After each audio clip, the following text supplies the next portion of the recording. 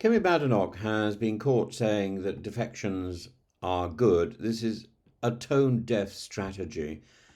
Maybe she's trying to put a positive spin on something that is really bad, but you don't make something good simply by saying so.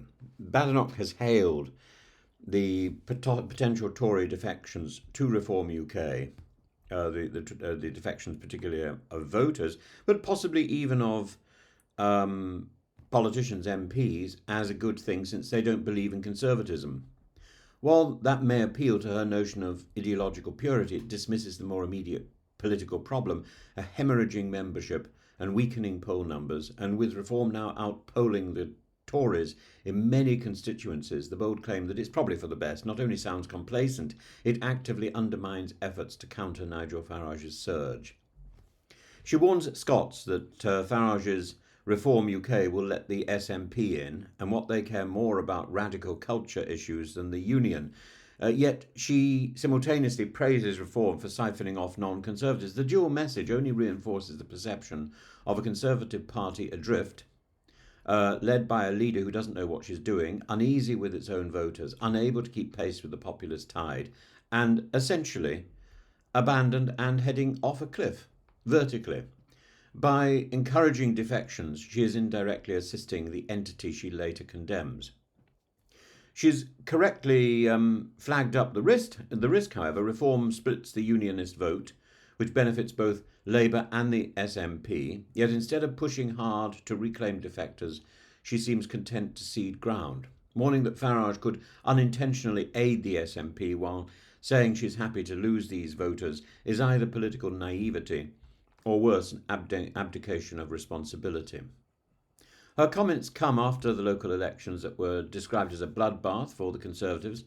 They lost 2/3 of their council seats under her leadership, with Reform making significant gains, and internal Conservative voices have reportedly started to plot a challenge to her leadership, though she is, in principle, secure until November. She remains defiant, doubling down on ideological purity rather than conceding fault. I don't think she is capable of self-reflection. And that's rather sad. It would only take, because of her ECHR moment, it would only take 25 Conservative MPs to defect to the Lib Dems for the Conservatives to cease being His Majesty's loyal opposition. It would only take 25 defections. And if some Conservative MPs were to defect to Reform, that process would be even quicker. Think about that. This is not this is not a survival tactic that Kemi Badenoch is engaged in. She is engaged with saving face for herself, and it's like the child stamping her foot and saying, "I don't care, I don't care," because that's what she's doing.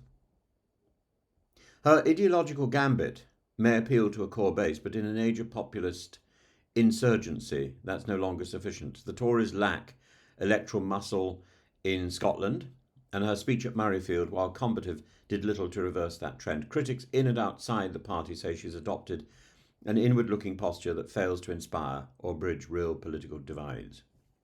If by stupidity one means profound political misreading, then yes, Kemi Badenoch is stupid and idiotic, and celebrating defections while lamenting the party's decline comes across as tone-deaf, disjointed and brittle. It raises a serious question. Is she trying to define a vision for renewal, or simply shoring up an increasingly narrow base and trying to save face? The reasons I get upset about Kemi Badenoch, and I really do, is because even if I've given up on the hope of conservatism itself, I haven't given up on the idea of the British political system. And without an effective opposition, the parliamentary system doesn't work. And I've talked about this in the past. I've talked about the strain that the parliamentary system was put under during the Corbyn years, when the Conservatives just simply felt that they could do whatever they wanted, and they did.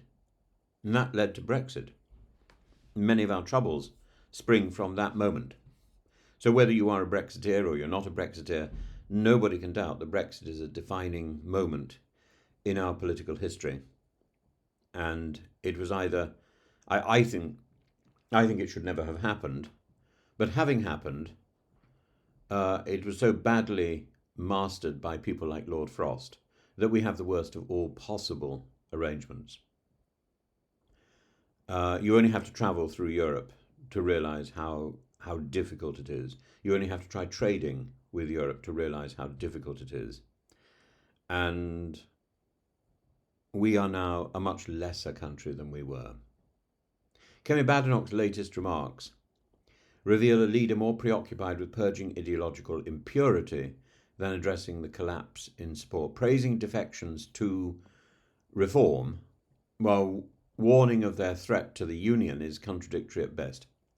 At worst, it signals poor political judgment, and unless she reverses course, her strategy risks accelerating further Conservative decline. If the Conservatives are going to go, and I think they probably will, they should do so quickly so that the Lib Dems can take over. Because at the moment we have no effective opposition. We simply have a wittering individual who's more interested in her own survival than she is in the survival of our political system or indeed of her party. She is a monumental disgrace. I'd love to know your thoughts, and do put your comments beneath.